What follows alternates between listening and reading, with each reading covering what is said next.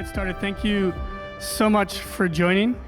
This is our second annual TED Talk. How many of you have been to a TED Talk before? Just a few. Good, because this is not really a traditional TED Talk. It's kind of a space TED Talk. My name is Kyle Cherno. I am the CEO of Exo Biosphere, and I'm a member of the Industrial Relations Committee. And for those of you that are familiar with the IAF, we have Industrial Relations Day, which is today. And today we really celebrate industry.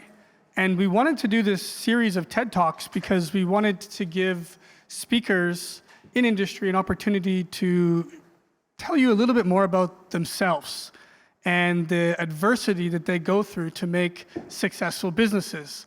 The space industry is a notoriously difficult industry, and some of the guests, all of the guests that you have speaking today, have been through a lot and have really come through the other side with beautiful, successful stories, which I'm really happy to share with you today, and also give you the opportunity to ask questions. So after the talk, there will be the Slido app up.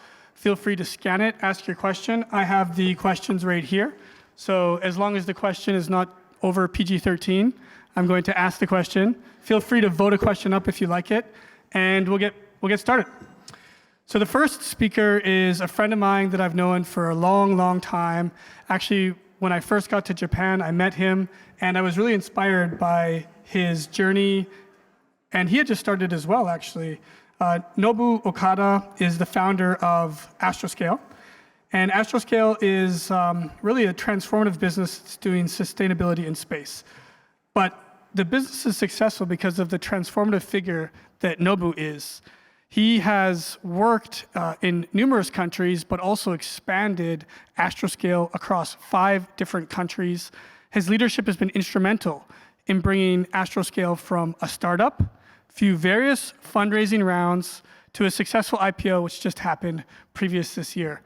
Ladies and gentlemen, please put your hands together for Mr. Nobu Okada.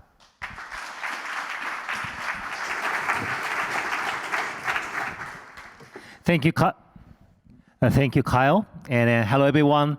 Very nice to see you. So let me start.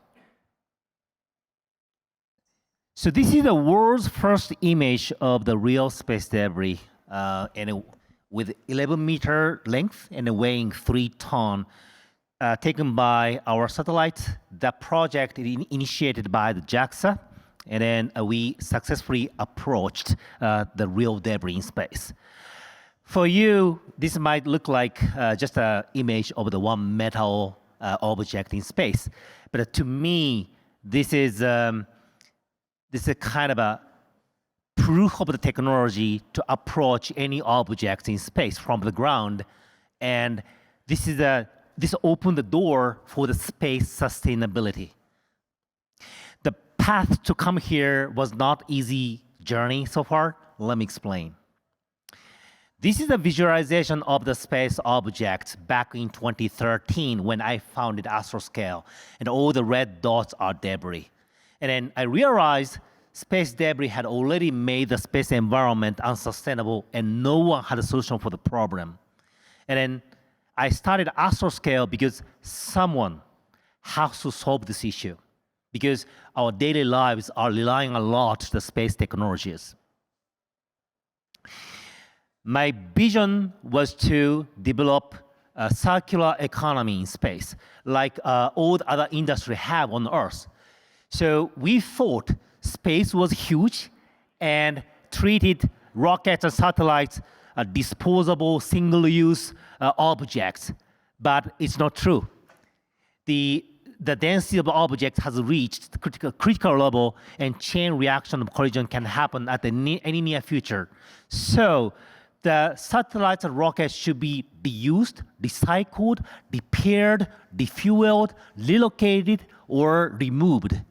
That's a circular economy, leaving no trace, no waste in space. But at the beginning, not many people supported the mission. I was met with many skepticism and no's. Hey, Nobu, there's no market. hey, Nobu, there's no proven technologies. And are you a billionaire? I was not at all. And then I got so many no's. Then, but when you hear there was no market, it is a bad news or good news. I thought it would be a good news because if there's no market, there's no competitor. However, trying to tackle the space sustainability issue felt like I was trying to stirring Olympic-size swimming pool with one small toothpick. And then because the space debris issue is enormous, but our impact felt tiny. So at the beginning, I was alone with little money. I was not an engineer. I was outside of the space industry. No business model, no technology, no regulatory support. And it was just 11 years ago. And we made so many mistakes so far. So at the beginning, we developed the adhesive capture mechanism from the left side, and then we found we can capture the debris, but it's really hard to keep holding the debris while deorbiting.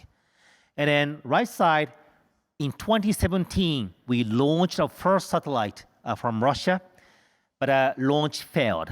So imagine you have the new team, new company, and we have investors, and we have partners, and we have a multiple media, but first launch failed. And we could not even make it to the space yet. So I thought it was really hard to recover from this. But just having failures, hiccups, and mistakes over the last 4,200 days made a difference. And we learned a lot. We learned insights, and more importantly, we got new resolve day by day. What helped me was a team, global team. Without team, I could not survive. If I had not team, maybe I went insane. And because we are tackling the long-term issue, but thanks to the 600 team members globally, our team represents 35 countries, and then they have passion and commitment to the space sustainability and creating circular economy as much as I do. So to tackling the issue, big issue, we cannot do this alone. Now I see the big tide globally and bringing in many stakeholders like government, international groups, trade associations, and suppliers, customers, and even in the generic public and media. They all see the space sustainability the key issue, and then today's IAC's key theme is space sustainability. Now we see the big tide, and we are making progress day by day. We are developing satellites for inspection, defueling, debris removal, and life extension. And these, we have customers. We have customers. So it's still nascent market, but we are making progress. And as you saw over the last 2 years, the regulations are emerging, and we need more. But our daily lives, once again, rely a lot on the space technology, so we have to secure space sustainability. And let's work together and pave the way for the sustainability. Thank you very much. I have some questions for you. Yeah. Oh, okay. I got a question. Yeah. So, if you can put up the, can you put up the hashtag thing for the questions? Would that be possible? Okay, so I have the thing here, but I have a few questions, Nobu, based upon my experience even. I was one of the guys that said, Nobu, there's no business model. How are you going to do this? Tell me about the difficulty that you had in convincing others about the vision for space sustainability, and what was the turning point? What happened that really transformed the business? Thank you. I think to the people understand the importance of space sustainability, but people don't understand the urgency of this. And then I think one thing which changed the kind of atmosphere was that we proved the rendezvous and dock technology 3.5 years ago. We had our first demonstration in space. And then this year, we took the real debris image for the first time. And if you want to see the big image, please come down to our booth. And then you can see the real rocket upper-stage images. And so that image, made people feel, oh, that is coming. So on-orbit servicing help us. So and then now we got the deal for refueling, life extension, and inspection, because technologies are moving forward. So I think technology advancement kind of could convince others this is needed, this can be happen. So one more question here, and thanks. There's a ton of questions coming in. Thank you guys so much. Tell us about the failure that happened, the launch failure, and how do you stay resilient during these launch failures? Like how do you pick the team up? How did you pick yourself up? What is the tips that you can give to people who may have had their own failures and how to get back on track? Thank you. So it was November 2017 when we had a launch failure. What I did was I actually visited all the suppliers and supporters, investors to explain what happened and what's our recovery plan. And then I think transparency and honesty helped. And then before the launch, we had 3 rounds of fundraising, Series A, B, C. And then actually after the launch failure, we had a Series D round, which had a highest number of the investment. So I think transparency, honesty matters. Okay, this is the most voted up question, and it's actually a really good question. How do you monetize what feels like a collective action problem? Why do early adopters want to pay? Actually, people don't want to pay. So, to be more precise, for the defueling, the customer wants this service because of the economics. So there's an incentive for the customers. But for the debris removal, there's no incentives. So that's why regulation is needed. And then we are informing the government and international groups to come up with the better rules and regulations. So it's not easy path, but we all know we have to secure space sustainability. So now awareness there, acceptance there, now it's time for actions. Ladies and gentlemen, Nobu Akauda, thank you so much. Thank you. Okay, I realize I sort of set it off wrong. So we're supposed to use this whole stage here. So let me come over here. We had a woman who was going to be speaking from the pharmaceutical industry, but unfortunately she got really sick, and so she dropped out. And last night I was talking with one of my good friends, and I thought, oh man, it would be really awesome to have you come speak next year, because next year, for those of you that are coming to Australia, we're gonna try to do this again. And I wanted Eleanor to speak because she is just such a spectacular person. She's currently the program manager at Lockheed Martin in charge of space habitation and development program, where she oversees spacecraft development for orbital, transport, and surface vehicles. She also used to do inflatable habitats at Bigelow Aerospace, if you guys remember Bigelow back in the day. She is an active duty combat aviator with 12 years experience and is currently a lieutenant colonel for the Air Force. On top of that, she has a bachelor's degree in space systems and a master's degree in space studies. And then she just finished her MBA from MIT. Ladies and gentlemen, Eleanor Morgan.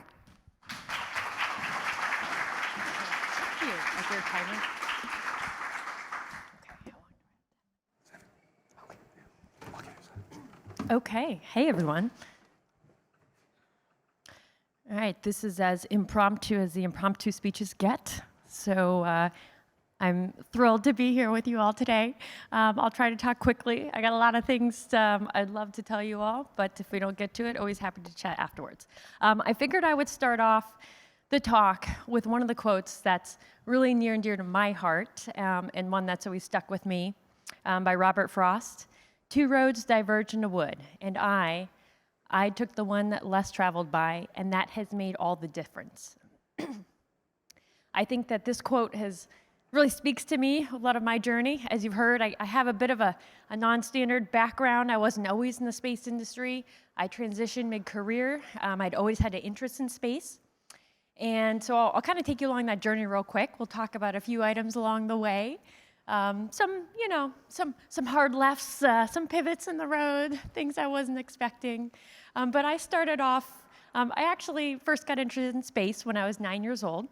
I won a contest in 3rd grade who could come up with the best question to ask an astronaut in space. And so that set me probably on my trajectory to be interested in space for later in life. Like any kid would do if they were really interested in space, at least in the US, we have space camp. So I went to space camp. I went to a new camp we had called Aviation Challenge. That's where I took my first flying lesson. I was in high school at the time when I did that.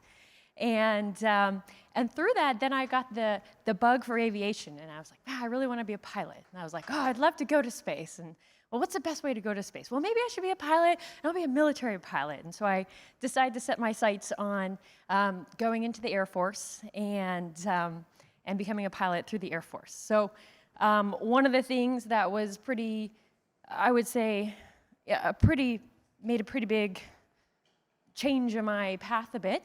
My senior year of high school, I was in the middle of applying to the Air Force Academy, doing my interviews. You have to get nominations to go from your congressmen and senators. And in the middle of that was 9/11. I was living in eastern Pennsylvania at the time. New York City was about 60 to 90 minutes from me.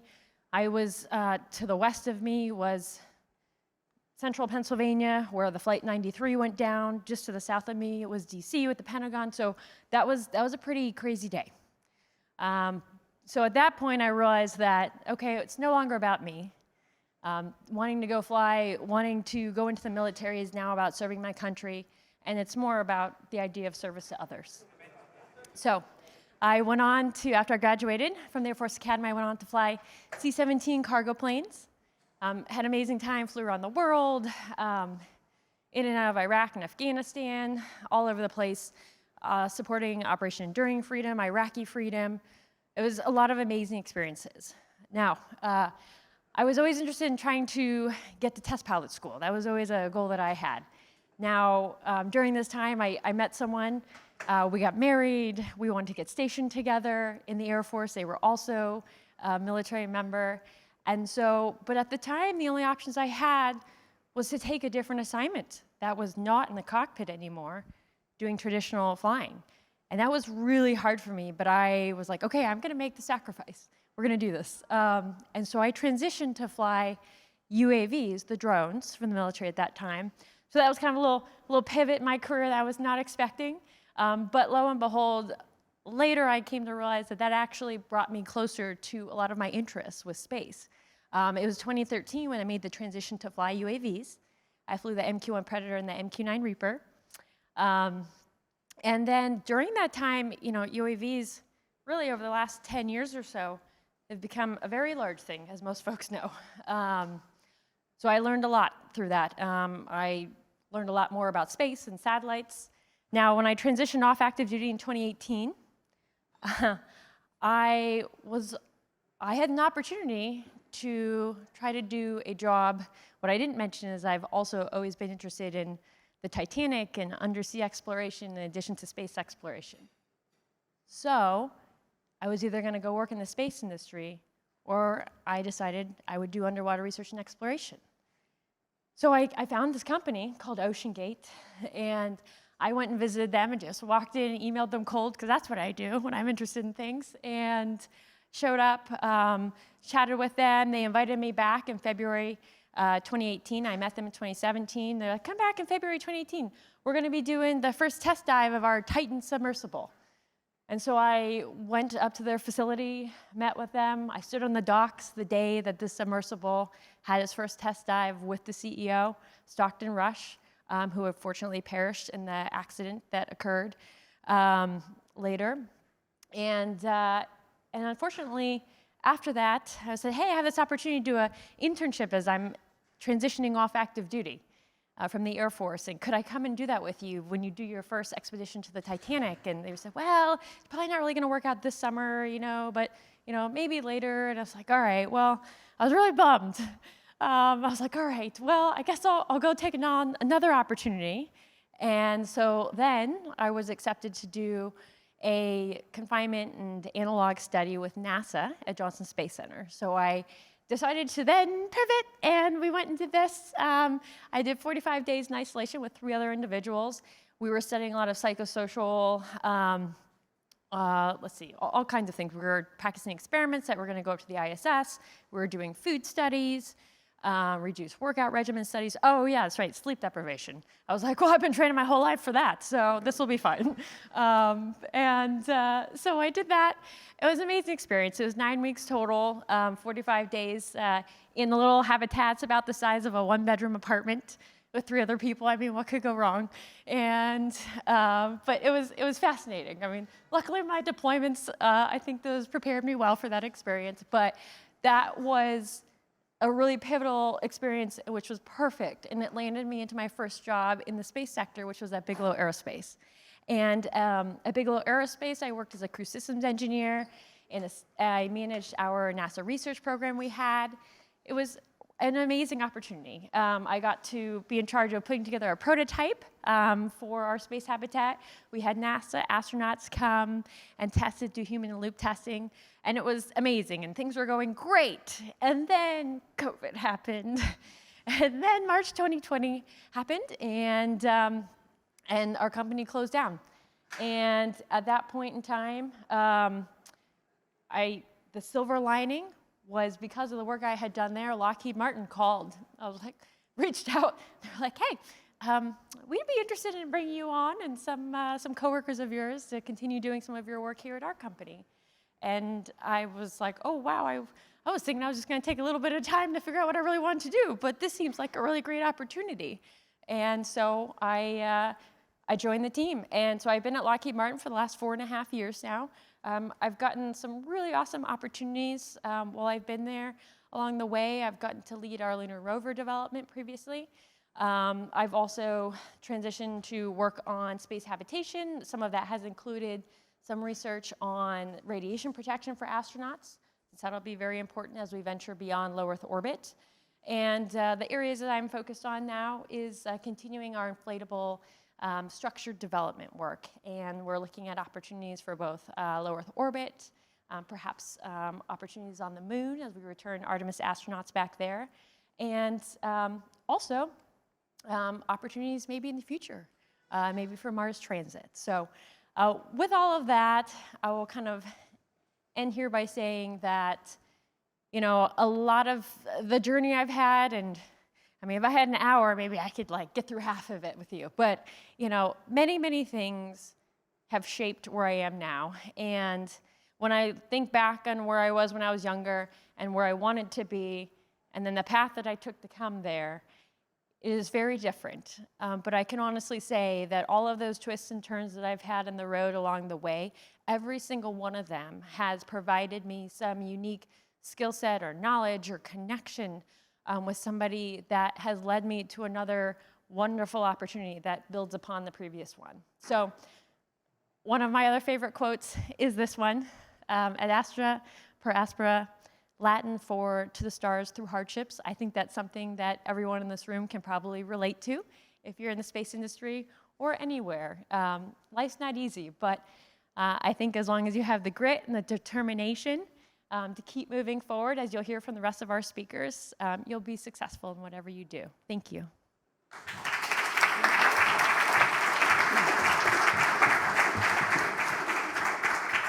Well, some questions. Yeah. Don't you go away too soon. Thank you so much. Literally at 2:30 p.m., I messaged her and I was like, can you do a talk in an hour? And she put that together. So if we can put the link back up there, I just have a couple questions myself. First question, what was the question that you asked the astronaut? And second related questions, what are your next steps that you think you can take to become an astronaut? So my question was, can fish swim in space? And I guess the answer at the time, they had actually brought up some carp on a space shuttle mission, and they were like, yes, they can, kind of. They float around. It's not that great. And then let's see, the other question. Oh, how do I want to get up there? So, well, let's see, I either need to go make a lot of money and buy a ticket, or keep working on my own habitat so that I can go test out for you someday. But yeah, we'll see. I'm open for hire, but yeah, we'll see. And then one more question here, Eleanor. Tell us about this confinement, the 45 days that you did. What was your biggest takeaway from that experience? Yeah, I think one of my biggest takeaways from that experience, part of that was they were doing a lot of research on also qualities of people, because you select in, select out. What qualities do you look for in someone that you can stand to be around for a long period of time? At least for me personally, I think one of the things that I really recognized was the importance of empathy and humor, which is, I think, really good to have when you're with other people and you're stressed out, and tensions get high, and that's one really great way to kind of diffuse a lot of situations. I also kind of wore the hat of the cruise director, so I was like planning little activities and the costume nights, and I just to try to keep it interesting. But yeah, I think that was really interesting. The other thing that I realized was, everybody has different ways for stress relief. And in this experiment, one of the things that we had was a reduced workout regimen, and you weren't allowed to get your heart rate very high, and you could only work out for 30 minutes once every other day. And I realized that for me, I was like, oh man, that's where I really want to get out like tension and stress. And they're like, no, stop, your heart rate's getting too high. You got to slow down on the bike. I was like, oh my God, I just want to sweat.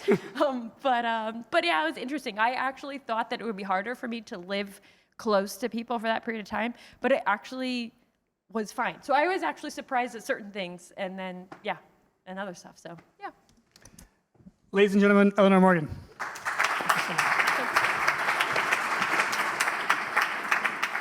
So our next speaker is Sven from Alpine Ventures. He's a principal there. He's someone that I haven't known for that long, but for the time that I have known him, I really like him. Very, very smart guy. He was previously at Mineric, where he led the strategic communications, investor relations, secured over $250 million in growth capital, overseeing 2 successful IPOs. And if you want to know how difficult it is to do an IPO, you can ask Nobu. I'm sure he'll tell you. He's got a strong technical background in photonics and a history of working in the high-tech startups. He also has a deep understanding of the intersection between technology and capital markets. And most recently, Alpine Ventures was also awarded quite a large fund from the European Investment Fund for the fund that they have. So a lot of great stories. Ladies and gentlemen, please put your hands together for Sven.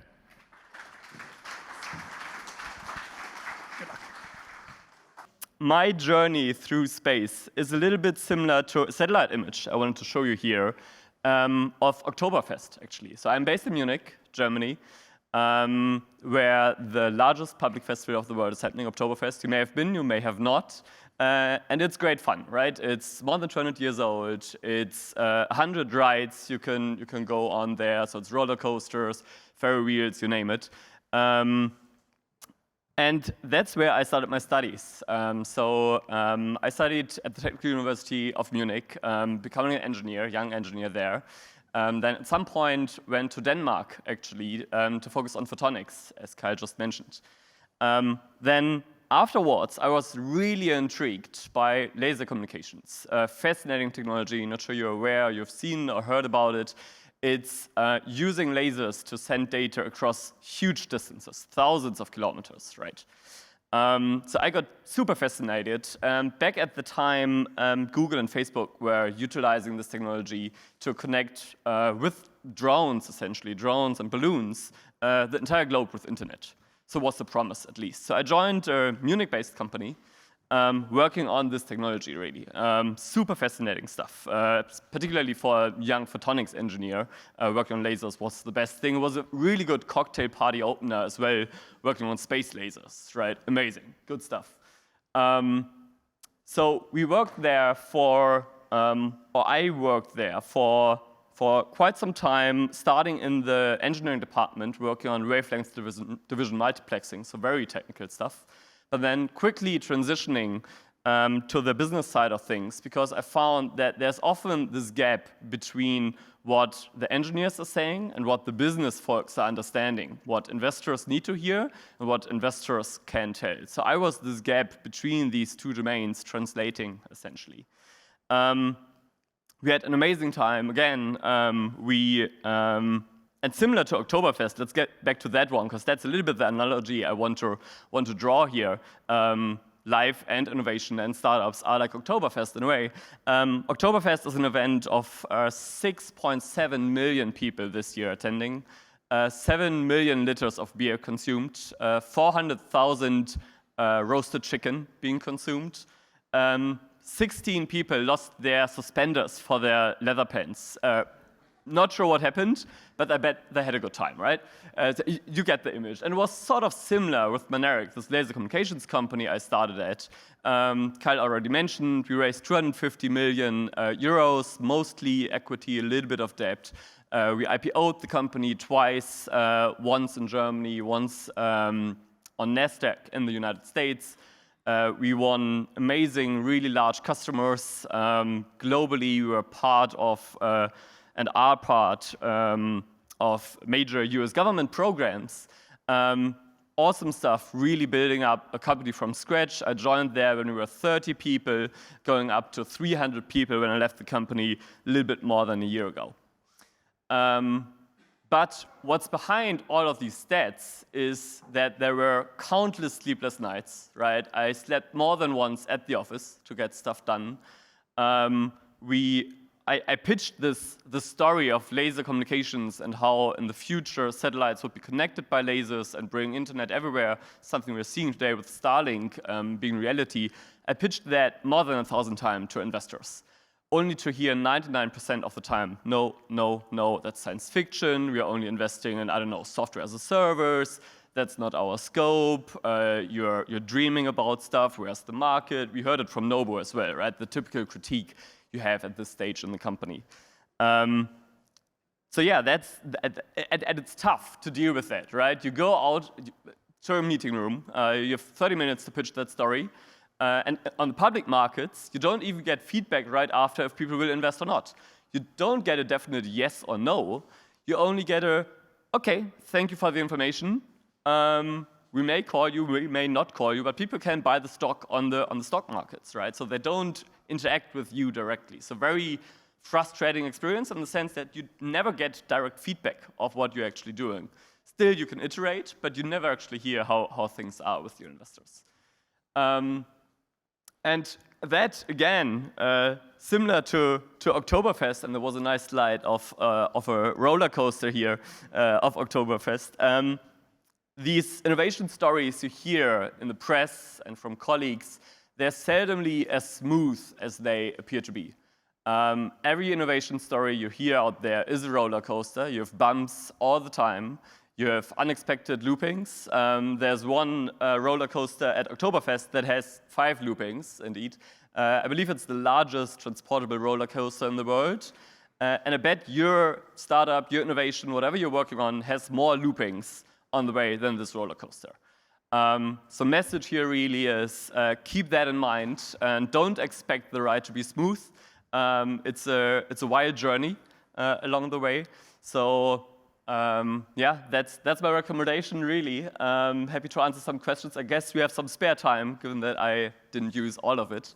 And this is what we fund, of course, as a venture fund. We fund innovations out there and entrepreneurs that don't shy away from these bumps along the way, from the roller coaster you're expecting, because this is what the ride really is all about. It's never a smooth journey. It's a roller coaster, and you better enjoy it.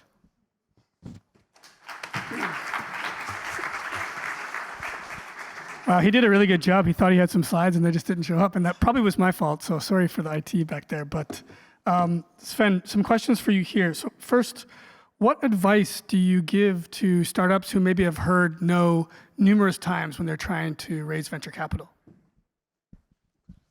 Yeah, so it's a mix, right? On the one hand, you want to take advice and feedback seriously and iterate on it. And if you hear a lot of times that I don't know, you should improve the presentation of your market, or you should think stronger about your go-to-market strategy, maybe there's something behind it. But also at the same time, and my advice is not clear-cut as many things in industry, you need to push against it, right? Don't give way just because someone or even 100 people tell you not to. And if Nobu had followed the advice, for example, we wouldn't see Astroscale at the size and success we see it today. So take all the advice with a grain of salt in a way. But if you hear the same advice all the time, maybe validate that the advice is actually wrong and then happy to discard it, right? But maybe there's something to it and iterate on it. And another question here about the personality of the founder. What is a good type of personality for a founder? So there was a recent podcast, I believe, with the CEO of NVIDIA, who answered that question with a quote that the perfect founder should have the ability to continuously chew glass and enjoy it big time. And in a way, that's what it's sort of about, right? You need an incredible amount of tolerance to frustration and enjoy iterating on your ideas, the endurance to push on your idea for years and years and years, the ability, of course, to mingle a great team around you to make it all happen, and get an idea eventually to the market. Ladies and gentlemen, please put your hands together for Sven. Thank you so much. Our next and last speaker is Dr. Daniela Bezdan, who is the director of Green Space Center, someone that I have known for some time and one of the smartest scientists that I know. She has been deeply involved in space biology and healthcare innovation, particularly through her work on microgravity experiments aboard the ISS.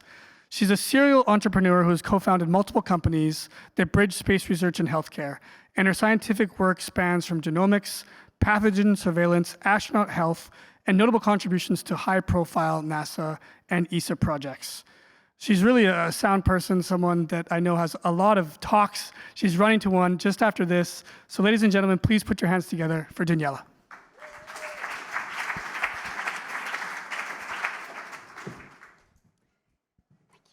Thank you.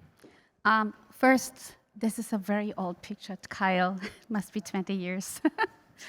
Okay, so as you already heard from the introduction, I have many hats, many hats. Like I have several companies, 2 are still doing very good right now, met a failure.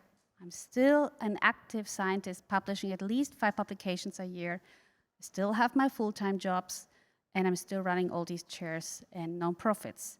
And everybody asks me, how do I, why I do it, and how I do it. It's something which is the same when you start a company, the same resilience you have to do. It is discipline, simple like that. No experience in the world and no passion can replace discipline. But how you can learn discipline. And I just want to tell you a very personal story, and I think I said it the first time on stage, so bear with me. I grew up as a refugee child. My mother was a refugee, my dad was immigrant. I grew up in Germany in a refugee center. So that means I didn't have a German passport. I was the bottom of the society. How does can happen? Is this bad? No, it's not. I didn't have one best friend. I had 100 best friends. I didn't learn one language or street language, come on. I learned 100 languages, Arabic, Italian, whatever you can imagine. But I have this urge that I want to get out. I realize pop stars, dancer, that's not going to happen. But at 7 years old, I wrote in a diary, the only thing what can me get out here is education, education, education. And then with 11 years, my dad brought me home a book, Organic Chemistry. I read it from cover to cover. For me, organic molecules getting like mathematics. You put A and B together and C. Simple, stable.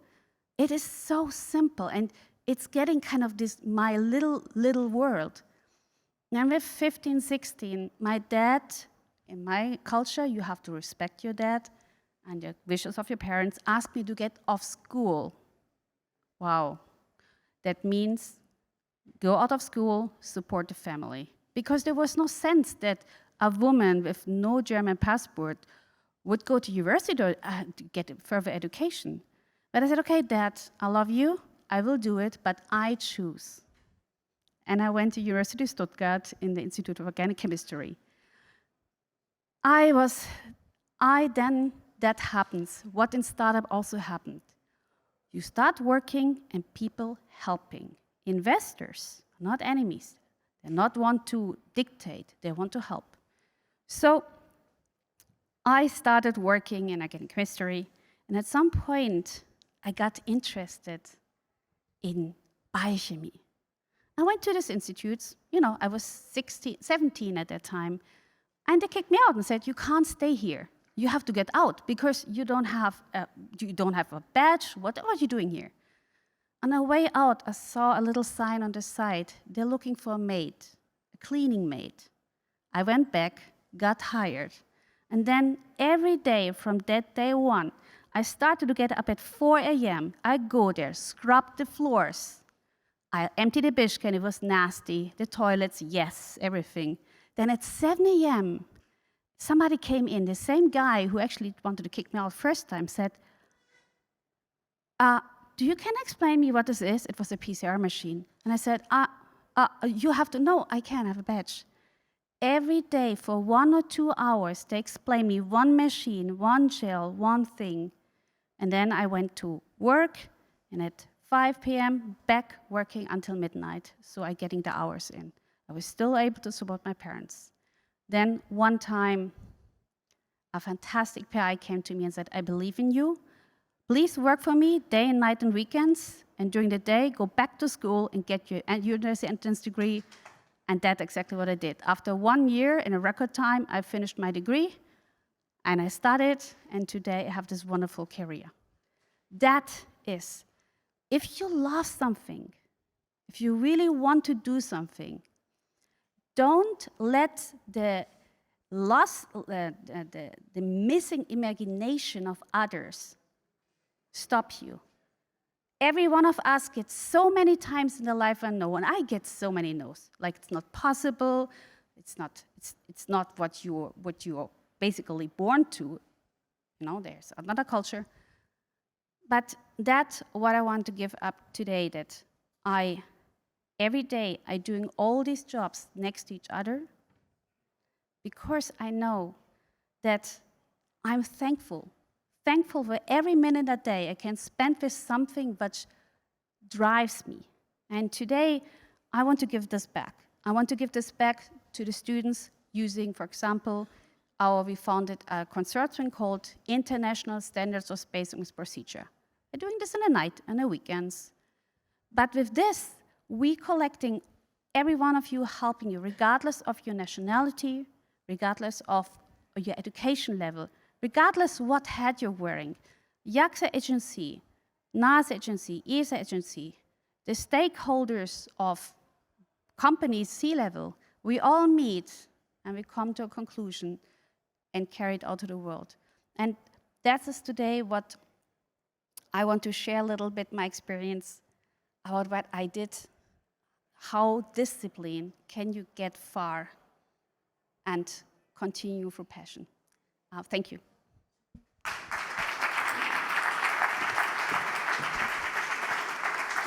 Do you have time for just one question? Yes. Okay, so one of the questions that I saw was, you obviously went through a lot of hardships to get to the place where you are. How did you find a good mentor, and what's the good traits of a good mentor? To be honest, I didn't have mentors which I looked up to. For me, it was always the work discipline from people impressed me. if every one of you, like the most people staying, I've been staying a lot of nights in the laboratory, obviously, and whenever I was somebody next to me, those people I admire. So I think like not every hero wears a cape fits the best answer. Ladies and gentlemen, Daniela Blesen.